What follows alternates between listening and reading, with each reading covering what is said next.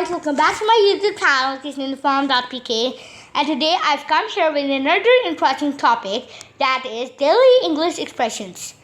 Let's get started with it. So, this is a picture. Guys, tell me, what can you see in this picture? Now guys, I will tell you.